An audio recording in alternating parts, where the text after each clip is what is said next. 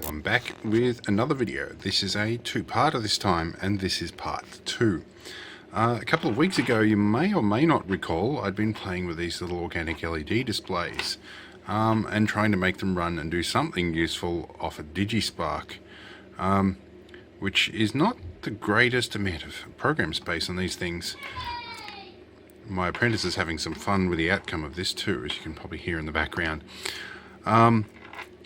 Anyway, the following is pretty much a continuation of where I left off, having been a little frustrated over program space. Once I loaded the fonts onto this, I had a real hard time actually making use of anything more than about, I think I had about 6,000 bytes of program space left. So the next bit sort of detail finishing that off and getting this project to a useful state. So let's jump straight to that right about now. Okay, so I've had a bit of an epiphany thanks to the guys on the Arduino forums. I managed to uncomment out the unnecessary fonts that I didn't need. And so now we have it counting hours, minutes and seconds. I've got this set to a 100 millisecond step at the moment instead of a 1000. And I've got it set to reset at 1 hour 5 minutes, although I've got it doing in 10 increments as well, just to speed this up. So we should get to 5, so 1 3 1 4 1 5, and we should reset. Right, that's purely to test my code to see that when it gets to 23 hours it will reset. So here's my code here.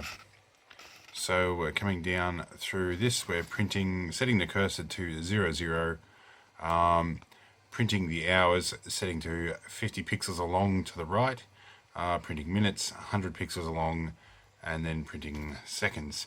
Now it's adding 1 second on each loop, which you'll notice at the moment, when it's actually done properly, it will be at 1,000 milliseconds.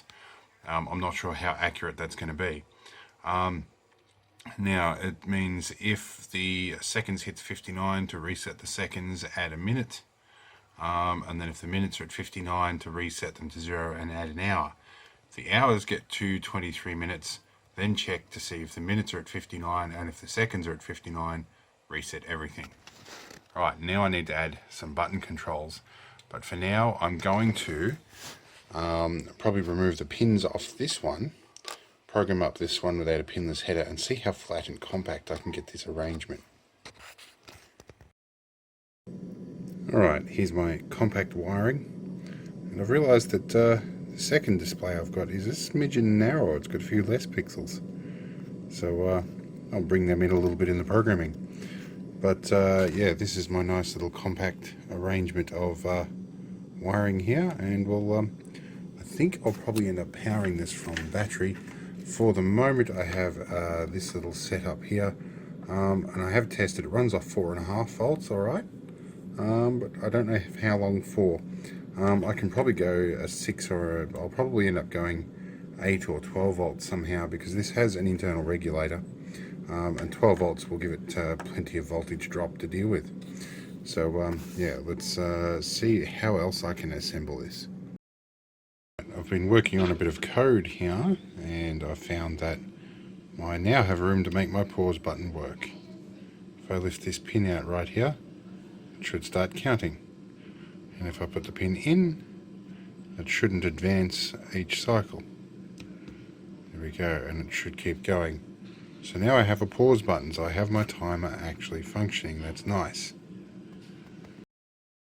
Alright, a bit more programming later. I have this functioning as desired. We can push a button and it will stop, push a button and it will start.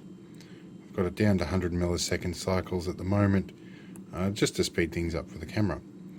The next step, I think, is going to be adding a beeper to this, and we'll see how that works. Okay, we're making some progress now. I've got everything booting up. I've got my beeper and my LED. My LED forming a bleedback diode as well. 2 birds in 1 stone.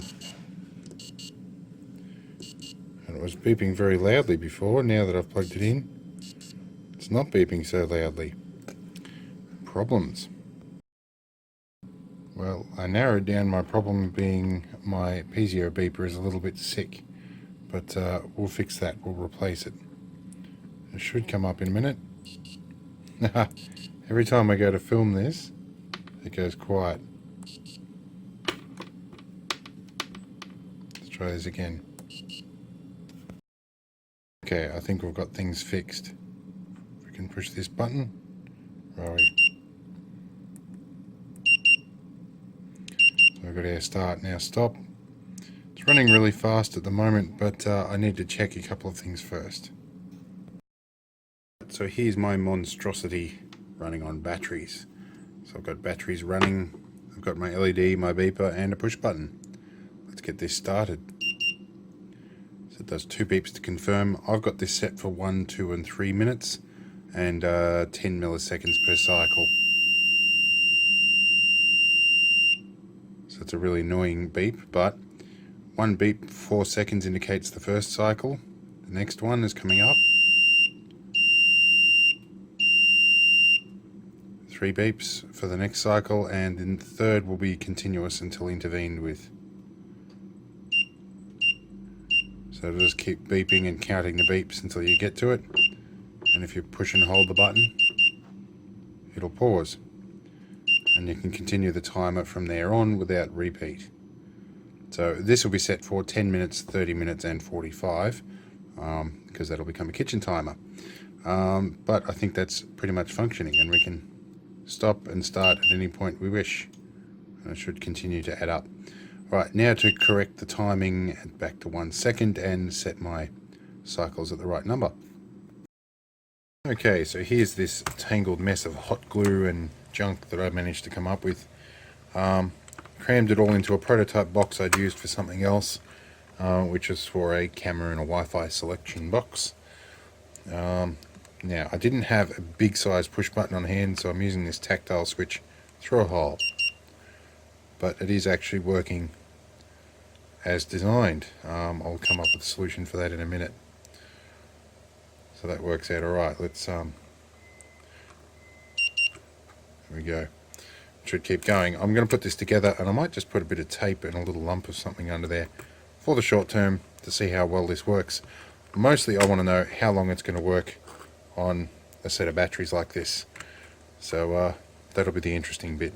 And I think as the voltage gets down, the cycles may drop off and the time might get inaccurate. But for a kitchen timer, I'm not too worried. Okay, so here we are with our finished prototype. It doesn't look real pretty. I stuck a 2mm threaded insert here and put some looming tape over the top.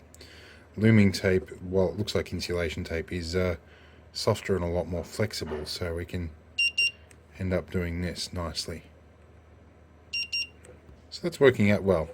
And yeah, that seems almost kind of sad that it took me a 2-part video to get this far, but it's been a learning process. So yeah, but it's running off a Digispark with a an OLED display, and apparently it's dinner time, so that's going to be the end of this video. So I'll see you guys in another video after I've eaten something.